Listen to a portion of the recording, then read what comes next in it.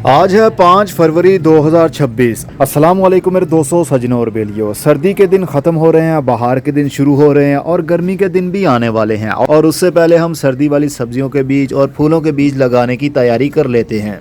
15 फरवरी से 15 मार्च का एक महीना मिलता है जिसमें हमने सारे बीज लगाने होते हैं गर्मी के दिनों के। चाहे वो जड़ी बूटियों के बीज हों, चाहे वो सब्जियों के बीज हों, चाहे वो फूलों वाले पौधों के बीज हों।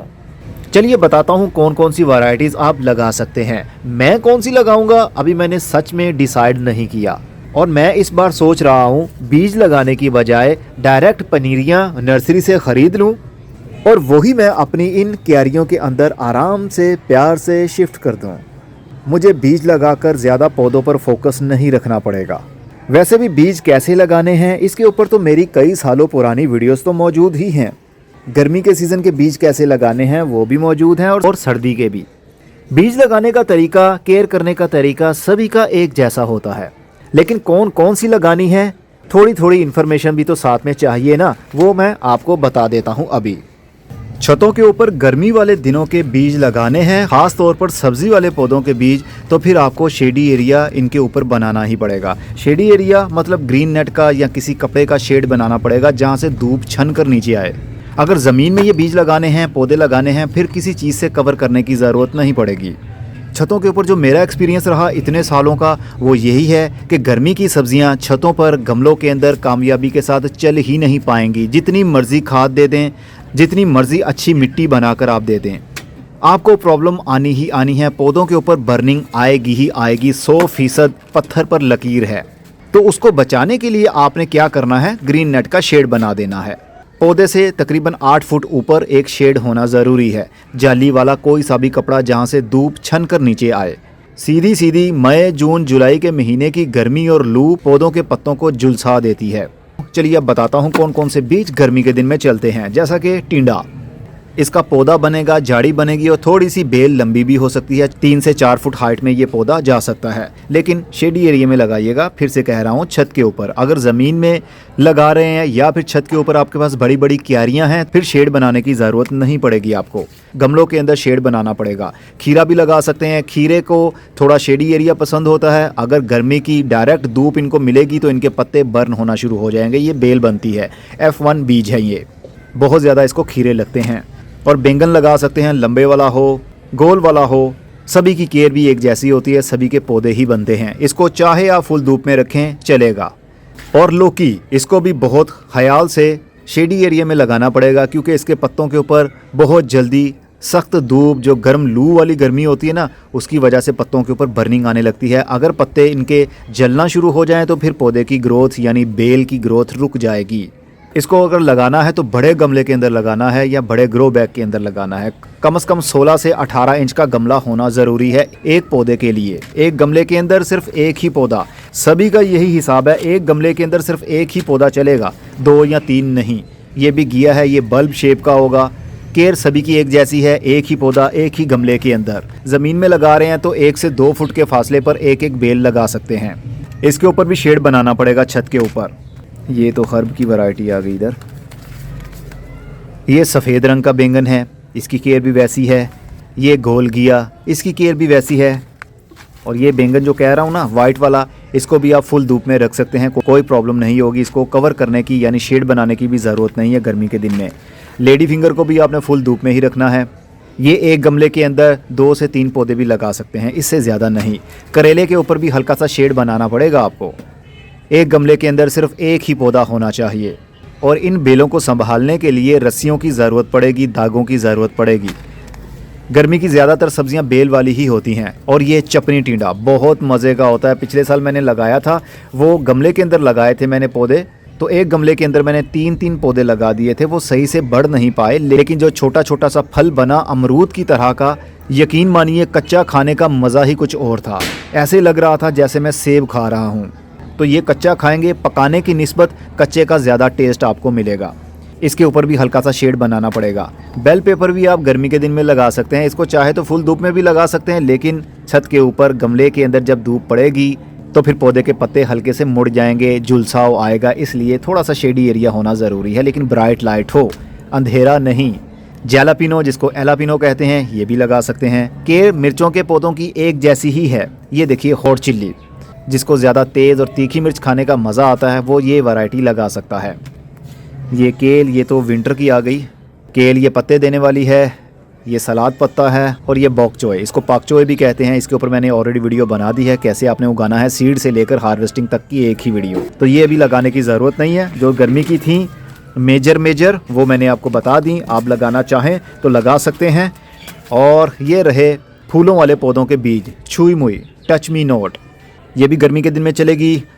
स्लोशिया, ये भी गर्मी के दिन में चलता है, बहुत खूबसूरत इसको फूल लगते हैं। ये फूलों वाले जितने भी पौधे हैं ना सबको फुल धूप में ही रखें। इवन आपने गमलों के अंदर ही लगाने हैं, 2-2, 3-3 पौधे आप लगा सकते हैं। लेकिन स्लोशिया थोड़ा पौधा बड़ा बन जाता है, इसलिए 12 इंच के एक गमले के अंदर एक ही पौधा होना चाहिए। छुई मुई के आप 4 से 5 पौधे भी 12 इंच के गमले के अंदर लगा सकते हैं।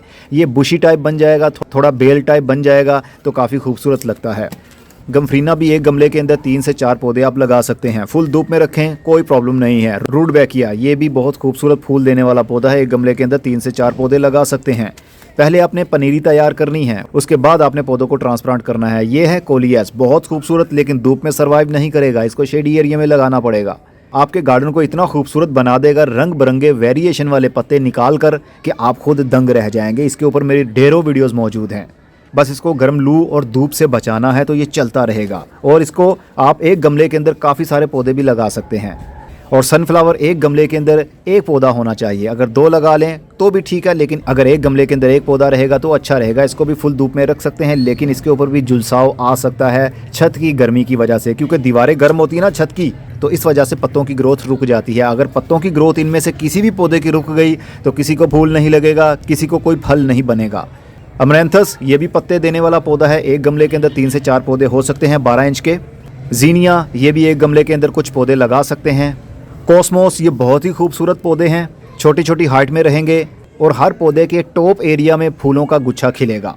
इन फूलों में से किसी एक की भी खुशबू नहीं निकलेगी, ये सिर्फ सीजनल फूल हैं खूबसूरती के लिए। सर्दी शुरू होने से पहले बरसाती मौसम में ये मरना शुरू हो जाते हैं ज़्यादा नमी होने की वजह से। ये विंका है, वीना मिक्स लिखा हुआ है, ये विंका की मिक्स वैरायटी है।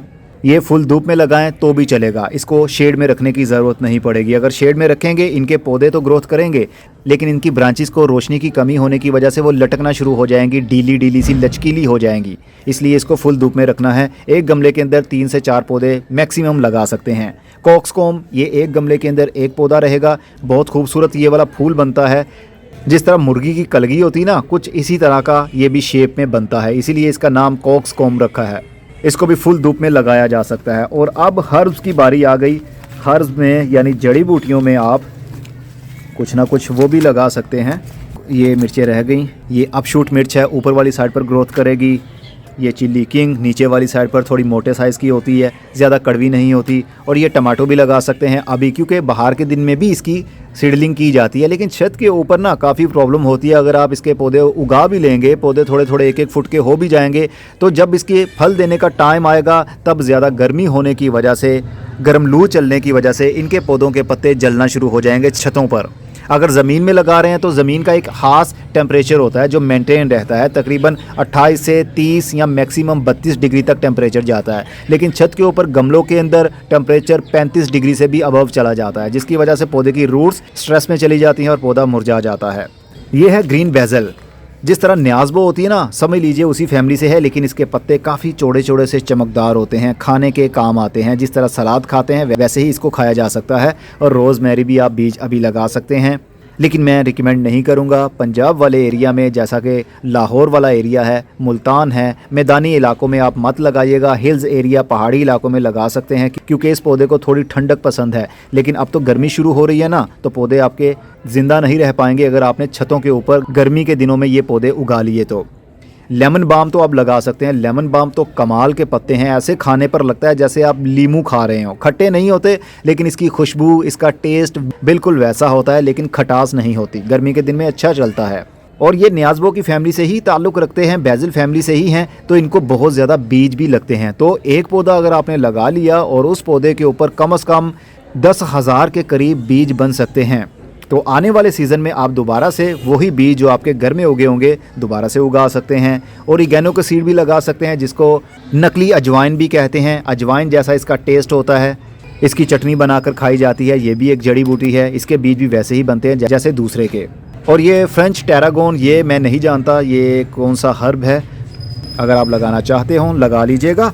और इसको उगाने के लिए अगर आप अच्छा रिज़ल्ट हासिल करना चाहते हैं ना, तो इसके लिए पॉटिंग सॉइल भी है, सीड ग्रोइंग मीडिया भी है, कटिंग ग्रोइंग मीडिया भी है। ये इसके अंदर नरम पौधों की कलमें भी लगा सकते हैं, जैसे कोलियस की कलम लगानी हो उसकी कलमें आप लगा सकते हैं। सॉफ्ट वुड कटिंग लगाने के लिए बहुत अच्छा है। इसके अंदर पौधों को ट्रांसप्लांट या शिफ्ट भी किया जा सकता है और बीज भी लगाए जा सकते हैं। ये मिक्सचर है, अगर ये भी आप ख़रीदना चाहें गमलों के अंदर भरकर इनके अंदर बीज लगाएं। ये नरम होता है, वाटर होल्डिंग भी होती है और नमी की ज़रूरत होती है बीज को। तो जब बीज जर्मिनेट होता है तो उसकी रूट्स बहुत आसानी के साथ इस मीडिया के अंदर फैलती हैं, क्योंकि ये सख्त नहीं होता, चटक नहीं होता, कॉम्पैक्ट नहीं होता, इसके अंदर एरेशन बना रहता है। इसीलिए सीड ग्रोइंग मीडिया के अंदर अगर आप लगाएंगे तो अच्छा रिज़ल्ट मिल सकता है। तो ये सब लेना हो, ऑर्डर करना हो तो लिंक डिस्क्रिप्शन बॉक्स में मौजूद है, फटाफट से ऑर्डर कर लीजिए। ये सारे के सारे F1 सीड्स हैं, अच्छी क्वालिटी के होंगे, ज़्यादा प्रोडक्शन देंगे आपको, छोटी हाइट में ही पौधे फल देना शुरू कर देंगे। अब मैं चलता हूँ, अपना बहुत सारा ख्याल रखिएगा। खुदा हाफिज़। और इंशाल्लाह जल्दी ही कुछ ही दिनों के अंदर या 1 से 2 हफ्तों के अंदर अंदर पनीरियाँ मैं ले लूँगा, बताऊँगा कौन कौन सी पनीरियाँ सब्ज़ी वाली और फूलों वाली मैं लगाने वाला हूँ। तब तक अपना बहुत सारा ख्याल रखिएगा, फटाफट से ऑर्डर कीजिए ताकि फ़्रेश माल ही आपके पास पहुँचे।